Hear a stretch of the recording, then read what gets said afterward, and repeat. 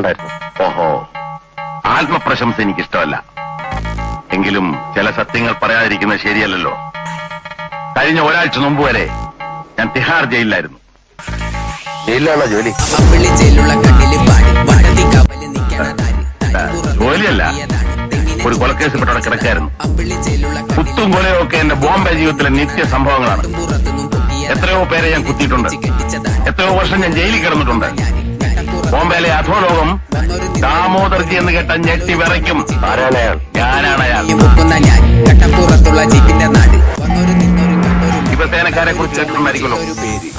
ഏത് കൊലകൊമ്പനായ ശിവസേനക്കാരനായാലും ഒരാളുടെ മുമ്പിൽ മാത്രമേ അവിടെ മുണ്ടിന്റെ മടയിൽ കുത്തി അയച്ചിടാറുള്ളൂ.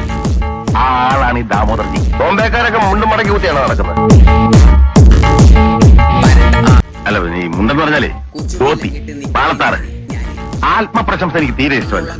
എങ്കിലും ഒരു സത്യം കൂടെ ഞാൻ പറയാം. വിശ്വവിഖ്യാതനായ ചാൾ ശോഭരാജനെ പണിക്കർ അറിയോ? കേട്ടിട്ടുണ്ട്. എന്റെ ആത്മസുഹൃത്ത്. എനിക്ക് ഇത്ര വലിയ പാരമ്പര്യമൊന്നുമില്ല. പക്ഷെ വേണ്ടി വന്നാൽ ഒരാളെ കൊല്ലാൻ എനിക്ക് മടിയുമില്ല. ശാബാഷ്. അച്ഛാ അച്ഛാ. മണ്ണ് വാരിയെറിഞ്ഞ ആഘോഷമാണ്.